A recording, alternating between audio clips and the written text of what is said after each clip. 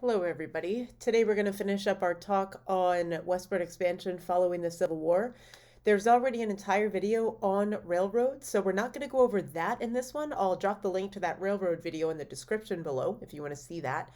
We're going to skip right ahead to the shift in policies toward Indigenous Americans with the Dawes Act. I should provide another content warning here. There are some descriptions of graphic violence in this video, and if American Yelp is your textbook, here are the corresponding page numbers. All right, so again, getting into allotment, let's look at the Dawes Act. So essentially, by the time we got to this period, we did see already some national attention to the US government's treatment of indigenous people. And one of the most famous pieces of writing that came out that called that into the limelight was Helen Hunt Jackson's Century of Dishonor, which was published in 1881.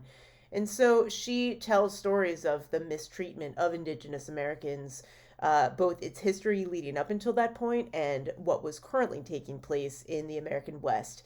So, because it raised that general awareness, again, just like we saw after the Sand Creek Massacre, there was this shift in public opinion that was calling towards a different type of approach towards Indigenous American relations. And that, I didn't realize, I'm sorry, I hadn't advanced the slide. Forgive me. So, that was an introduction without any visuals, but that's okay because we were just giving some background. Now let's talk about the Dawes Act. So this was passed in 1887, and what it did was it allotted 160-acre plots of land to individual indigenous families who would legally sever themselves from their tribes, which was why it was sometimes called the Severalty Act. It's also called the Dawes Allotment Act.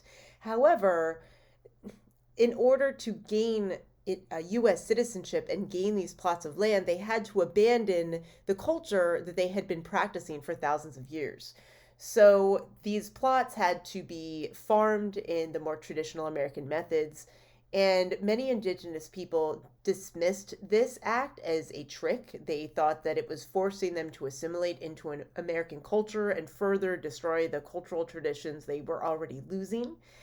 And the general American public praised it as a more humane and reformed approach towards the previously more militant actions that we saw in the previous video, where we got into the Sand Creek Massacre and the Dakota uprisings. And unfortunately, we'll be talking about some more of those violent events later on in this video. So let's see. I think that pretty much covers the Dawes Act. You can see some political cartoons I put up on the slide here. This one is essentially critiquing the idea that this land, in order to be divided and given to these indigenous groups, it had to be essentially remade, redone, upended. This is a much more recent cartoon, but again, you see these grids that are drawn off, so these groups are gazing out over this land that the government has allotted for them, but yet it's a completely different way of making any type of subsistence. And this is an advertisement for homesteaders to purchase Native American land. And then this is just showing the loss of indigenous land over the course of the late 19th century up until the year 1990. So quite a bit of data there. So let's look at the ghost dance, which was sort of a religious movement in the Great Plains region. It was made most popular by the Lakota Sioux, and they anticipated a final judgment day where they believed that one day the bison would return, their land would be restored, and the white settlers were going to disappear. And they believed that if they performed this dance, it would guarantee them a special place in the afterlife. The white settlers that surrounded them interpreted this to be a threat, and eventually this tension led to an event called the Massacre at Wounded Knee in 1890.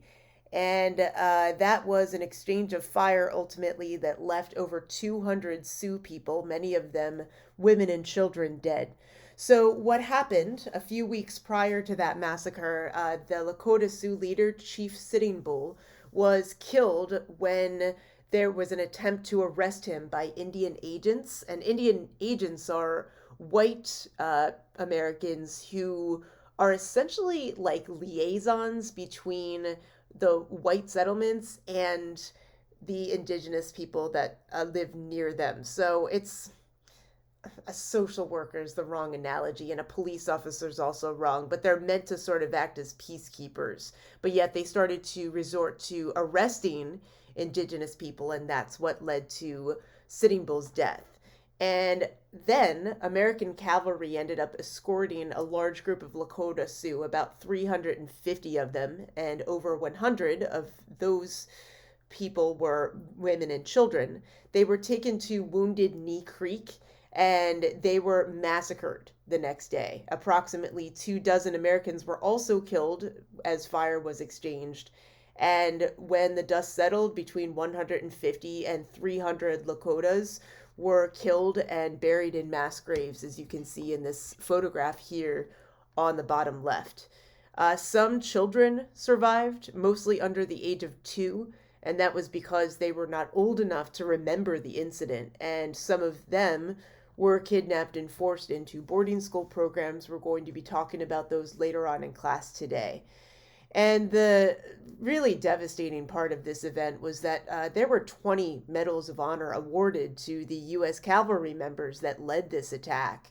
And there's been a modern effort to strip away those medals. Down here on the lower right, you see this is George Hobday, who was awarded a Medal of Honor for his involvement in this massacre.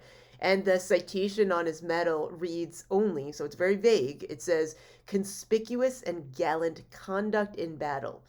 But he did fight in Wounded Knee. So he gets this medal, but it's obviously not detailing what he actually did to win that award. So I wanted to just take a moment to visualize two different famous monuments in the Black Hills region of South Dakota, which is where these events took place. So it's interesting just to see the dichotomy between the two. Now, the one on the middle and right, that is the Crazy Horse Memorial, and it's still under construction, I believe. And it's interesting that this place that was claimed by these white homesteaders, but that also it was a place where the Lakota Sioux made their livelihoods, is really captured, I think, in these two monuments. And both of them are making use of their surroundings. Even though they are carving these faces out of these rocks, they still very much preserve the natural environment around them. And it's just quite an interesting visual. Okay, let's close up by just looking briefly at some of the romantic images associated with the American West in the late 19th century. I think one of the best ways to encapsulate that would be Buffalo Bill's Wild West shows. And these actually were not just in the West, these were tours. So William Buffalo Bill Cody was sort of like the Barnum and Bailey, or the P.T. Barnum rather, of the West. So there were rodeo competitions. Often Native Americans were hired and would participate in these shows as well, as you see down here on the lower right. This is William Buffalo Bill Cody along with the Lakota chief Sitting Bull. And also we see down here Annie Oakley in the middle. She was a sharpshooter. So she was known for just her meticulous aim with her rifle. She allegedly could shoot the ashes off of her husband's cigar. Just pretty interesting. And these shows, of course, didn't only attract a crowd, but someone like Annie Oakley can show us again an example of how women were attempting to make new roles for themselves in this environment where, again, that romantic image of the West always seems to be that where one feels like they can do anything, right? That saying, go west, young man, comes to mind. Another person, she's not pictured here, but Calamity Jane. She also was a sharpshooter. She often dressed in men's attire. I do have a slide of her in class, so we can look at that. And part of the reason why Calamity Jane not only dressed that way, but it's also how she's been remembered. It's this idea that this rugged individualism of the American West was also achievable for women. And then this is just an advertisement for one of Buffalo Bill's Wild West shows. I forget if I mentioned again, it was a touring show, and he did appear in Europe to showcase all of these performances. And then last but not least, the book, it's interesting, it closes with Frederick Jackson, or the chapter rather, closes by explaining Frederick Jackson Turner's frontier thesis, even though we've been talking about the frontier this whole time. So essentially, what this thesis states is that the frontier is the very edge of the free land, so to speak, where civilization met savagery. I'm using his words exactly. So he believed that this whole line, one that we could envision if we remember that Manifest Destiny poster, if we were to think about what was represented right at the middle of that poster, where light met dark, right? Where the pioneers were moving west and indigenous people and the bison were running away. That's what he envisioned to be the frontier. So he did believe it was something that was forever moving west. However, when he wrote this frontier thesis, this essay, he argued that the frontier was closed. Part of that was due to the results of the 1890 census, where we saw the presence of so many new cities and where at this point, many territories in the West had since achieved statehood.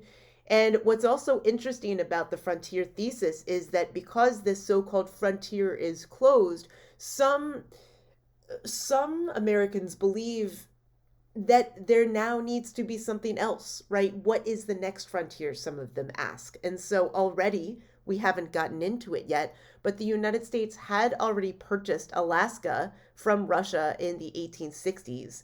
And the United States will turn its attention towards Hawaii, and it will also turn its attention towards some former Spanish colonies that the United States will gain control of after the Spanish-American War in 1898, and we'll get into that more soon. Another important thing to realize about this frontier thesis is that it was a deeply racist theory. When he would refer to we, when he would talk about this idea of free land, his audience was very explicitly directed towards Anglo-Americans. Okay, so I don't need to lecture through these visuals, but in class, we already have looked at these, but some of you watching these are not my students, so I thought it might just be interesting to quickly visualize some maps and pictures from the American frontier. So here we're seeing these cattle trails, right? These grazing territories reaching all these different railroad networks, which helps us understand the growth of the meatpacking industry and also just how essential the railroads were to the American economy. There are other videos on those. This is a photograph of an American cowboy in the late 19th century. And again, we could think about the romanticization of cowboys. These are Buffalo soldiers, so it's important for us to realize that following the Civil War, Black men enlisted in various regiments of the U.S. military, and these Buffalo soldiers, they gained their name, I believe, because they sometimes donned coats that were made out of buffalo hides, but I could be making that up. In any event, they often were tasked in the West with keeping the peace, so to speak, with indigenous people. This is just a picture of the ghost dance. We already looked at that, but okay. An image of Navajos in the Canyon de Chelly Valley. I believe that is in New Mexico. Here we are. So we already looked at Annie Oakley, but here's Calamity Jane. So see, she's wearing much more masculine attire. Yellowstone, yes, I forgot to mention another thing, and this will be a connection to when we get into the Progressive Era. We're going to start to see, as the United States expands west, this emphasis on preserving some of the land that they found beautiful and they believed to be pristine. And so the first national park, Yellowstone, was founded in 1872. and all the subsequent national parks we're going to get into when we look at Teddy Roosevelt and the conservation era in the early 20th century. It's pretty appropriate that we end here looking at this 1895 painting because the era of the cowboy, or at least the romantic era of the cowboy, was essentially over by the turn of the 20th century. And that was because of overgrazing and drought and little grassland left for cattle. And the open range was also closing off because barbed wire fencing, which was invented in the 1880s thereabouts, or at least it was heavily utilized at that period, those closed off the farms to cowboys or any folks that were migrating to that region who didn't have the ability to own and close off that land.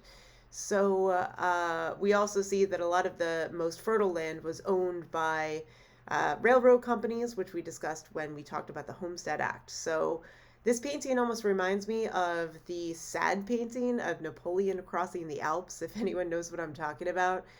When I taught AP European history, I used to show that triumphant one and then the sad one of him crossing the Alps after he was defeated. So, the fact that it sort of conveys this emotion with the dark sky and everything, I think is just really, really interesting. In any event, I hope that these talks on the American West were useful. We will be moving on to the Progressive Era soon, so stay tuned for those videos, and thanks.